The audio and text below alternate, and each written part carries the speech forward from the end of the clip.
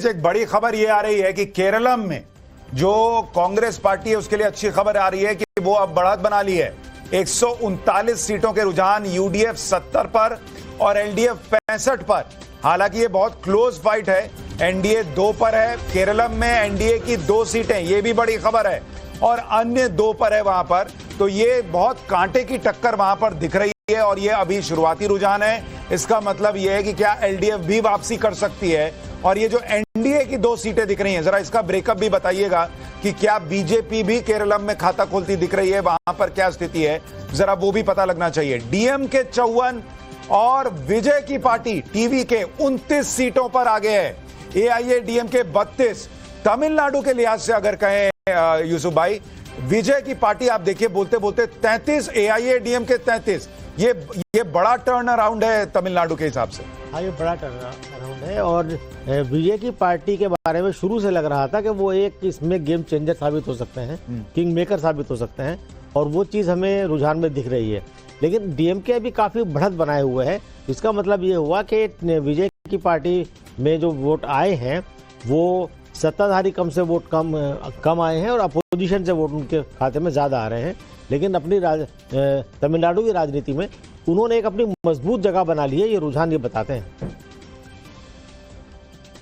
अमित, एक बात बताइए, अगर ये तमिलनाडु के अंदर त्रिकोणीय मुकाबला दिख रहा है अगर, तो विजय चले जाएंगे एआईएडीएमके के साथ? देखिए, जा सकते हैं, क्योंकि अगर जो मुझे जानकारी है कि जब शुरू में बातचीत हो रही थी दोनों के बीच में गठबंधन को लेकर, तो विजय इस बात को लेकर अड़े हुए थे कि उनको एक मुख्यमंत्री का फेस बनाया जाए तभी वो गठबंधन करेंगे। हालांकि बाद में वो बात बनी नहीं, और क्योंकि ऑब्वियसली तैयार नहीं थी, बीजेपी तैयार नहीं थी, एआईएडीएमके तैयार नहीं थे, जो वहां पे मुख्यमंत्री के चेहरे हैं एपीएस, उनको लगता था कि वही चेहरा होंगे। लेकिन मुझे लग रहा है कि अगर ऐसी सिचुएशन बनती है जिसमें कि एक हंग सिचुएशन बनेगा, तो उसमें एनडीए और विजय के बीच में बातचीत हो सकती है और विजय को चेहरा बनाने में मुझे। लेकिन मेरा इसमें एक प्रश्न और है यूसुफ भाई, ये भी बताइए, तमिलनाडु के अंदर बीजेपी ने वो अन्नामलाई जो इतनी मेहनत कर रहे थे जमीन पर, उनको हटा के क्या हासिल किया? अगर एआईएडीएमके के साथ जाके भी 40-50 सीट लाएगी तो? नहीं, बीजेपी अभी तमिलनाडु में बहुत बड़ा फोर्स नहीं बन पाई है। वो कोशिश कर रही है बीजेपी। अन्नामलाई वही काम कर रहे थे, वो कह रहे थे कि हो सकता है लॉन्ग रन में आपको रिजल्ट दे पाऊं, लेकिन मैं बीजेपी को वहां स्ट्रॉन्ग फोर्स बनाऊंगा। बीजेपी उस लंबी लड़ाई के लिए तैयार नहीं थी, उसने कहा कि नहीं, अभी तुम साइड हो जाओ, हम एआईएडीएमके के साथ चले जाते। बीजेपी तो अब उसे कहते हैं ना, घोड़े पे सवार है। तो बीजेपी तो अब चाहती है हर जगह जल्दी हो जाए, तो इसलिए वहां उसे लगा कि शॉर्ट टर्म। इससे पहले अगर आप देखें किसी भी राज्य में बीजेपी का रिकॉर्ड देखें, हरियाणा देखें, असम देखें, वो किसी न किसी सहयोगी दल के साथ आगे बढ़ी है और बाद में उस सहयोगी दल पर हावी हो गई है।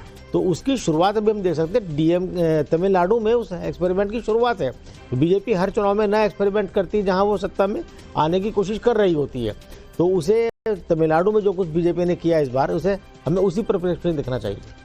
संजय जी, ये बताइए जरा, जो अभी तस्वीर दिख रही है कि असम में बीजेपी की क्लियर कट सरकार बनती दिख रही है, बंगाल में बीजेपी लगातार आगे है, लेकिन वहां तस्वीर बदल सकती है, या अभी भी